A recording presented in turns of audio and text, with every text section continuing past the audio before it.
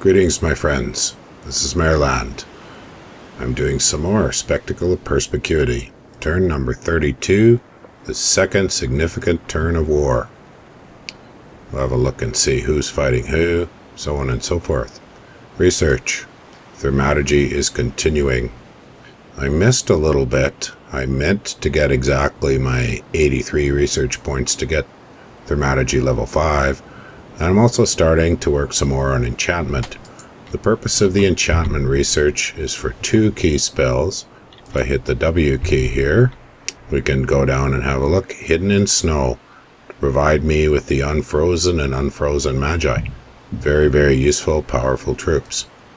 And as well, if we hit E for Earth, Hidden in Sand, kind of the corollary, or the foil to Hidden in Snow, are the Fire Aura hot guys.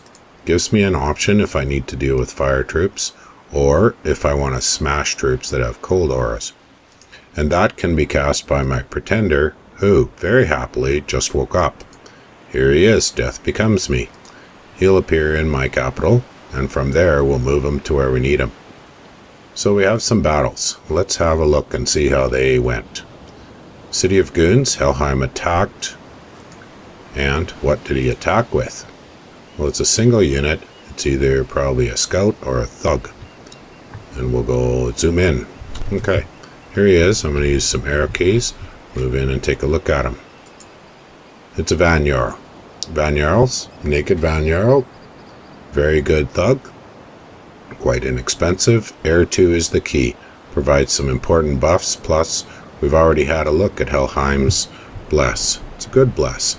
Not a super expensive bless or super powerful bless, but a good one. I'm going to use the page up, move up a bit, and start this fight. He blesses, he mistforms, and he holds a bit, and here comes my province defense. And, dun dun dun dun, and a net. Oh, okay. This is what goes wrong here for Helheim. We'll have a look. There's another one coming up, and in that one I'll take a moment and show you why the net's made such a mess. So that was kind of expensive for Helheim. Not too bad. It's not the most expensive dude around, but not cheap. Another fight in the Communist Cliffs. Now in this case, I attacked him. He had something besides province defense in there. I'm not really sure what, but we'll have a look. So I've got one of my sort of classic layouts, some polypel up front, a big pile of Gibidai, and having a look here, it looks like he's got a Shambler Chief there. So nothing too critical. Perhaps he was thinking he could come and raid me in the water. One Shambler Chief isn't really going to do it. So we'll speed this up, and yeah, basically that's it. They die to the little bits of damage, but significant damage from the Gibidai. So, simple. Plain of Burning Bats.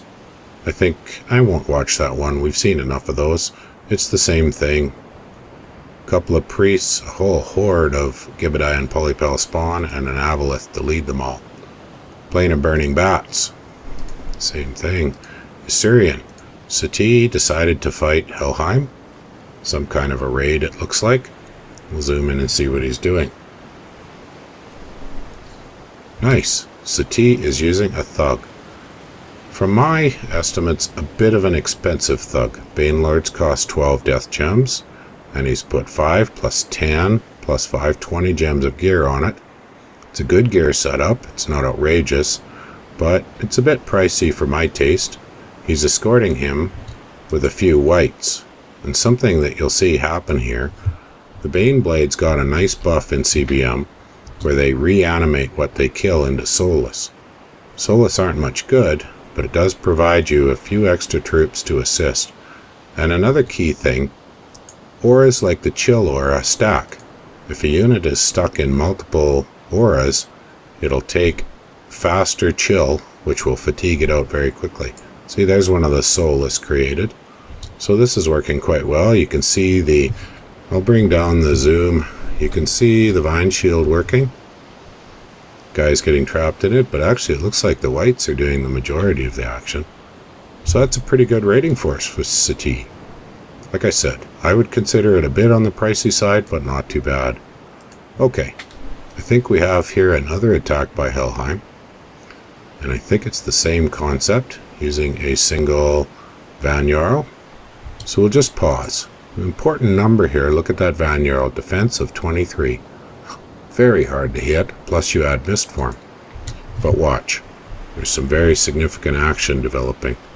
I'm just going to kind of set myself up towards the middle of the action, speed things up. He blesses, he mist forms, he holds a little bit. Let's pause right there. So he's entering battle with a little bit of fatigue. He's got reinvigoration of 2 and encumbrance of 5. So he's going to gain 3 fatigue every round. Not horrific, but fatigue has a significant effect on how much damage you take due to the critical hit mechanic. His defense is up to 25 from the bless. But watch, here's the clincher. Right, we just netted him. His defense drops to 6. His mist form is fundamentally useless now. Net guys are a great way to take out very tough things. You lose a lot, but they're really cheap, and besides, this is just province defense. So quickly, boom, gone. That's it for that Van Jarl. So that was here in the Awesome Wasteland, and the last fight, other than some sneaking guys caught, is Sati trying another attack on Helheim. Well, that's an odd raid. Perhaps he just wanted to get rid of them. Those are militia. Very low protection, no shields, nothing but a spear. They're going to take a beating.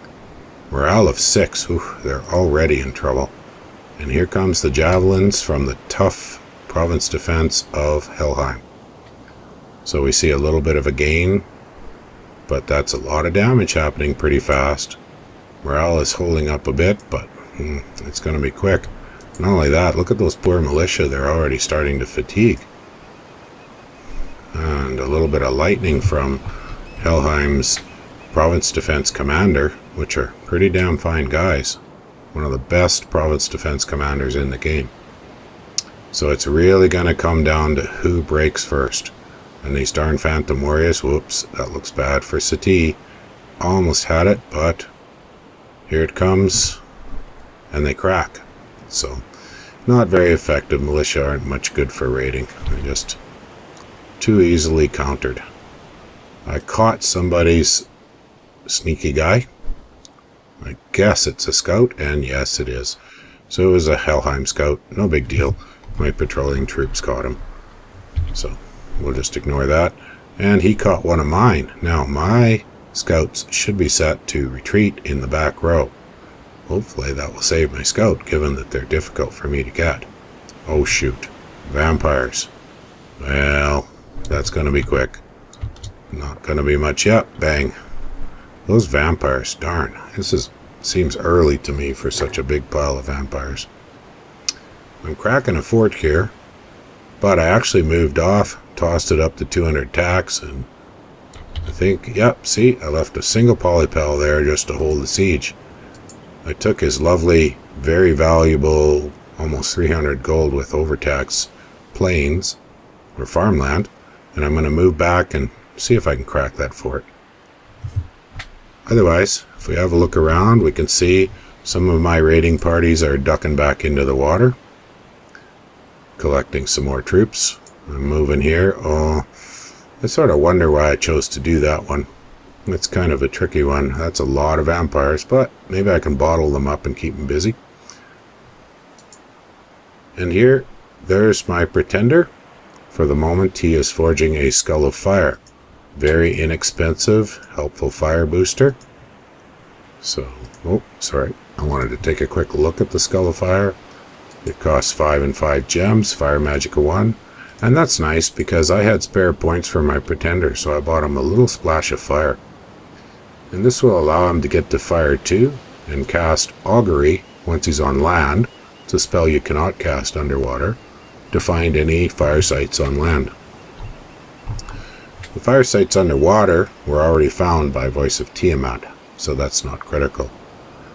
And here, I'm going to try to take this fort. I think that's an excellent option. If I can grab a fort, keep him busy and off balance with my other raids, I will have gotten a pretty good gain out of this little bit of war. And another interesting thing to show up, Seti got hit with a unlucky event. The Krakens took his underwater province. So we'll have to see who ends up with that afterwards. I think it should be me. I should have all the water. That's just fair. So, that's enough for today. Thank you very much once again, and I hope to see you in game, my friends. Goodbye.